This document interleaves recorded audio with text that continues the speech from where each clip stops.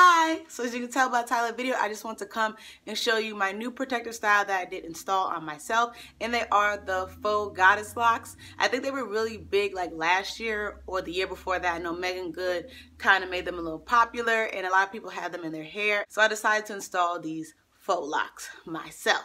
Now first let's just start on the specs, because I know you guys really want to know like what hair I use, how long it took, and everything else. So basically it took me a whole day pretty much. If you just take all the breaks out, it pretty much probably took me about 16 hours to put these in my hair. Now that does include about 2 hours of me playing around trying to figure out how the size that I wanted them, how long I wanted them, and everything else. So I would say it pretty much took me about 16 hours to do boxes and keep it really simple. Now as you can see, I'll get up closer, but my boxes are pretty big. I don't have that many locks on my head. I know some people can do like 100 and other people do like 80. I think I probably only have maybe 40 to 50 and maybe not even that many locks on my head. I have majority of my locks in the front and not so many in the back. So just I can be able to pull my hair up in a bun on top of my head and the bun's not too huge and my neck doesn't hurt. So for the curly ends at the bottom, right down here, the hair that I did use was this. It is the Free Tress. Sorry if you can't see it, I'll definitely do a close-up. But it's the Free Tress Deep Wave color 1, and I used just 10 inches because how I did it, and you'll see in the clip like I said beforehand, I braided my hair and connected this toward like the last end part of my hair. Now if you want to use it kind of like box braids and attach this hair to the top of your head coming all the way down, you definitely need longer than 10 inches unless you want your locks not to be that long. And I pretty much only used about a pack and a half, and I probably could have got away with a pack, but because I said I was some of them I messed up in the beginning and I was fixing them, so I used about a pack and a half. So if you open up the pack, let me get a little bit closer, you can see that it comes in little sections, so you can kind of section them off. So for each one of these little sections, I probably could split this up into about 3 or 4 for the bottom. Like you don't need to use this whole big section for each twist. So you definitely get a lot of use out of one pack of hair. So this is the hair that I use to twist. Sorry that's blocking it out, I'll have a close-up. But it is the Molly braid hair. It's a color 1 and it's from the company Z-U-R-Y. I'm not even gonna try to pronounce that. I feel like there's a lot of hair in this one pack. Now they do have this size that comes in like an 86 inch, like really, really long if you want to. For some of the locks, I did have to use 2 strands from here, and I'll show you what I'm talking about, just to get the length that I wanted. But if you don't want your locks this long, if your hair is like shorter than mine and you want them a little bit shorter, this length will be long enough for one twist. And this is kind of how the hair comes. It comes already like pre-separated into different like kind of locks or twists, as you can say, sections. So what I normally did was take one section for like my shorter twists in the front, they're a little bit shorter, but for the longer hair I would use one twist, and then when it was getting low I would just connect a second twist to it, and I'll definitely have a video showing you how I connected it. But I'll just use 2 for the longer twist. But if you don't want your locks as long as mine, one of these is definitely fine. Also, before I installed the hair into my head, I did an apple cider vinegar rinse. I just used about 2 cups of apple cider vinegar, filled up my kitchen sink, and let the hair soak in the apple cider water mixture for about 30 minutes. Took it out and let my hair dry. I don't know how long it took for my hair to dry. I did this and let the hair dry for about 3 days. So I just let it dry for a couple of days, just air dry. So I would definitely say if you're gonna do the apple cider vinegar rinse on your hair and you want it to dry, I would say don't do it right before you put the hairstyle in. Do it probably the week prior. And for this hair, for these packs, I use 3.5 packs. Once again, I was taking some out, messing some up. So I would say probably buy about 4 or 5 packs just in case. As you will see in the video, I did the crochet kind of method where I took the twist, crocheted it to my head, so when you pull it I don't have to worry about twisting too tight at the root. It's already crocheted in, it's not going to move, so you don't have to worry about twisting too tight at the root and losing any hair. So you'll definitely need a crochet lock, and you can find this at your local beauty supply stores. And to seal my ends, I know some people tie knots, other people burn it. I'm not good with the fire thing, so I just decided to use this nail glue, and I'll have a close-up of it. But this is just the Kiss nail glue. You just brush it on, and I just made sure that my hair was pre-moisturized before I put any of the locks or twists in. So I would definitely say have a moisturizer ready and make sure your hair is well moisturized before putting it in this style. So I used this mousse in my hair, and it is a Tresemme mousse, and this is just to help with the frizz and the flyaways. So this one says an extra firm control, and it helps with frizz and humidity. So this is the mousse that I use, and after you're done, you just spray your hands, lay it over your twist just to make sure you get all the frizz and flyaways away and they don't start sticking to each other. So I first started off with a middle part, and these are pretty much my sections. As you can see, they're pretty big. So I parted my hair from ear down like this. The back, pulled it back and pulled the front to the front, and then did a middle section. And that's how I parted my hair. I then did rows. So I did, this is 1 row, 2, 3, 4, and 5.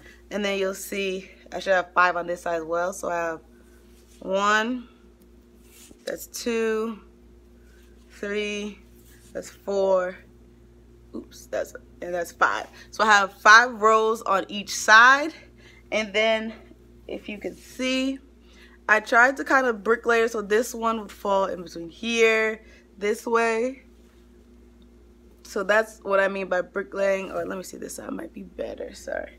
I just tried to kind of bricklayer them. So you see, like, this braid will fall in between these 2 twists. So that's kind of what I mean by bricklayering them. This one will fall in between here.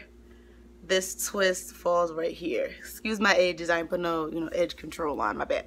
But that's pretty much how I did the bricklaying. So yeah, that's pretty much how my locks look, my faux locks. I plan on keeping my faux locks in for, I'm gonna try to do 3 months, at least over 2 months. I want to keep these faux locks in because they took me so long to do. So I just want to do a quick demo showing you how I added the hair to the bottom of the locks. And I do apologize because in the previous part of this video, I kept calling them twists or braids. I just couldn't get it right. But they definitely are faux locks, and I apologize if that confused anybody. But as you can see here, I got about this much amount of the free tress deep twist hair, and I'm adding it to pretty much the bottom portion of my hair. And I just hook it on, braid, and twist. I'm trying to do it as slowly as possible, so hopefully you can kind of see it, 'cause it's kind of hard to explain. And right here, I'm just borrowing some of the free tress hair, adding it to my own to make that section even with the other sections. And I'm just going to twist all the way down until I can't see my hair anymore. As you can see, that part sticking out that's straight, that's my hair, so I still have to continue braiding. So I'm just going to braid until I get about ½ inch past my own hair.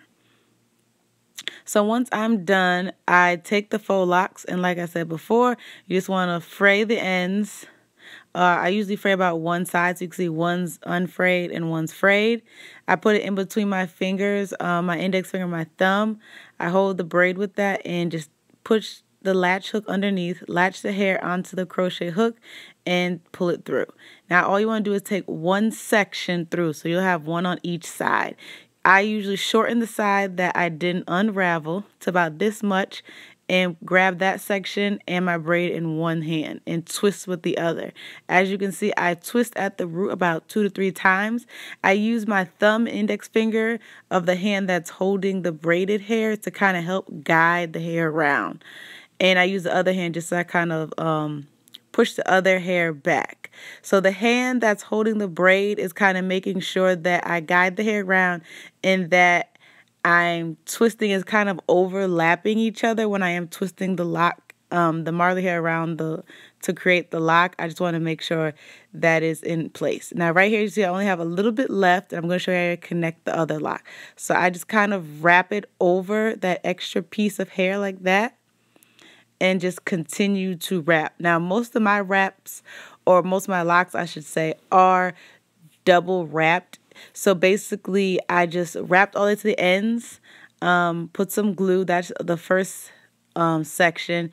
And then I took the second one and wrapped it back upwards just to double wrap, make sure that the lock is secure. Now, this does make your lock a little stiffer than if you were to only use one, if you only wrap it one time around, but I feel like it's more secure and it's not that stiff as to where you can't move the lock at all. So as you can see, I'm just twisting the rest of the way down, just to make sure I cover all of my hair. And then once I'm done with that, as you can see here, I start twisting upward and just rewrapping the lock that's already wrapped. And I do apologize if I keep using the word twist. I don't know why, I just can't get the word twist out of my hair. I feel like it's like a twisting motion. But you want to make sure that you aren't twisting the hair. You want to make sure that you're definitely wrapping it. Once you get the momentum going, it's really easy to do. So you just keep wrapping it, and then when you're done at top, you add some glue. So you see I'm getting up to the top, and I just keep wrapping. You want to wrap like every little strand around. And once you're wrapping, hold it with your hand and just add some glue. And then you just take your index finger. You can take your palms, but I just took my index finger and thumb and just let the glue dry just for a second and just wrapped it in, just rolled it in between my index finger and my thumb. And that is how it looks. The glue does appear a little bit white, but it definitely goes away after a while. So that's how my twist looks. And after each twist, I cut off the frayed ends or any ends that I didn't like, and I just added some mousse to each individual twist. And then I did, like, once I was done with each section, I added mousse. I just felt like I couldn't have enough mousse, and I normally don't use mousse on my own hair, so I'm like, I really want to finish this bottle because I'm probably not going to use it again unless I put this style back in my hair. So I just make sure the mousse is on there to get any of the flyaways away. And right here, I'm showing you, like, this is how it looked when I only did one lock. It started to come undone. This is how it was when I wrapped twice. And that's really bad. That's my own hair sticking out. So these are three different types. The tightest one, loose one, and way too loose. So that one's not acceptable. These two are acceptable. This one just kind of looks like it has a little more wear and tear, while the other one looks a little more fresh and new. It all depends on you. And this is how my hair looks. This is the back. I did them bigger in the back, as I told you before. If you have any questions, or if the demo didn't describe it that well, leave it in the comment section below, and I'll definitely try to better describe what I did. If you are confused about anything, the hair or anything else, leave in the comment section below. And yeah, so I'll talk to you in the comment section, and I'll see you in the next video. Bye!